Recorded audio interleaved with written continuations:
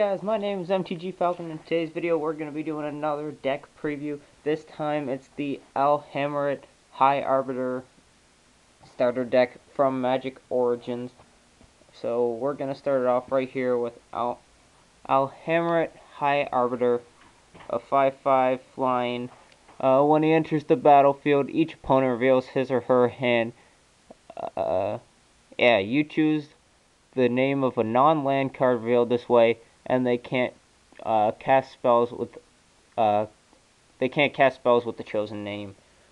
So that's pretty good. So if you know one of your friends or someone you're playing against has multiple of something really good and it's in their hand, you can just be like, nah, you can't play that.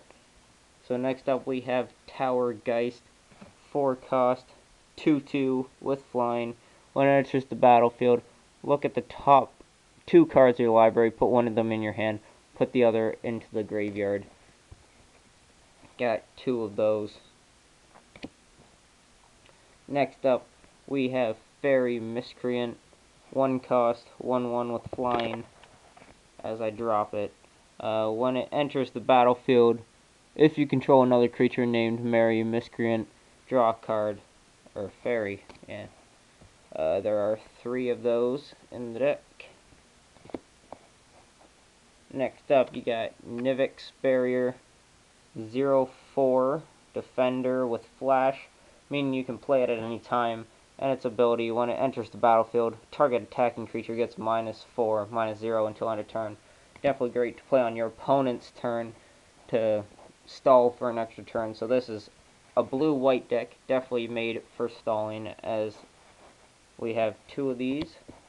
Next up, we have the Sigil Starfish, 0/3 with Scry 1, so as I call it, and my friends call it, the Scry Fish.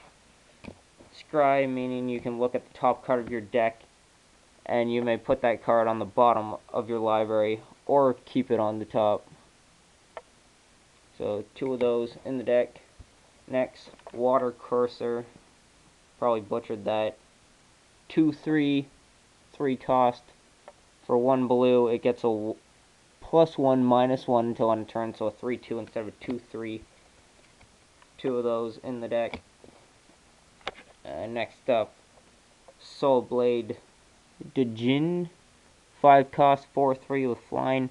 Whenever you cast a non-creature spell, creatures you control get 1/1 until end of turn. So pretty good. Yeah, so now on to the white creatures. So Yoked Ox, 1-cost, 0/4.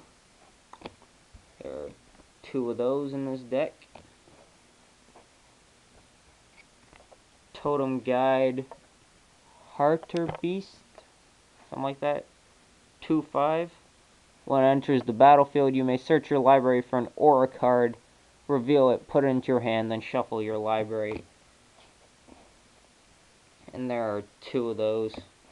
Next, we have Aven Battle Priest, 3/3, an expensive 3/3. It's a 6-cost, and it has flying. When it enters the battlefield, you gain 3 life.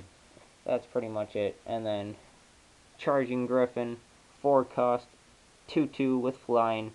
Whenever it attacks, it gets 1/1 until end of turn. And there are 2 of those in the deck. So next we have the 2 colored cards, Thunderclap Wyvern, 2/3 with flash and flying, and other creatures you control get with flying get 1/1. So pretty good. And there's 2 of those, so you can play these at any time as long as you have that amount of mana remaining.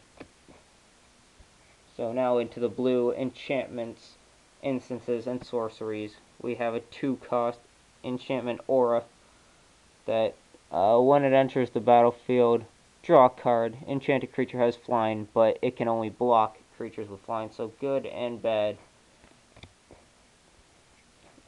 Turn 2 frog, 2-cost, instant, until end of turn, target creature loses all abilities and becomes a blue frog with base power and toughness 1/1.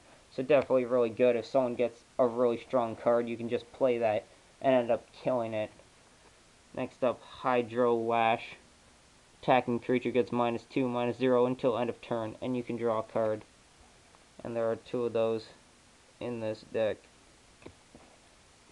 Next up, 2 cost. Negate.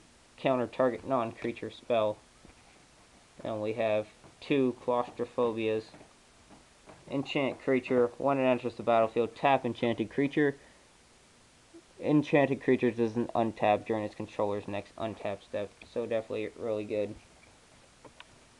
Healing Hands. Target player gains 4 life. Draw a card. So there's 2 of those. 2 Suppression Bonds. Enchant non-land. Permanent enchanted permanent can't attack or block. And its activated abilities can't be activated. So pretty good. Murder Investigation.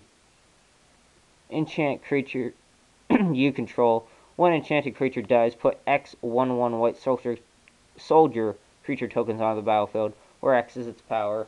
So say you enchant a 6/6 and it dies, you get 6 1/1 white soldiers.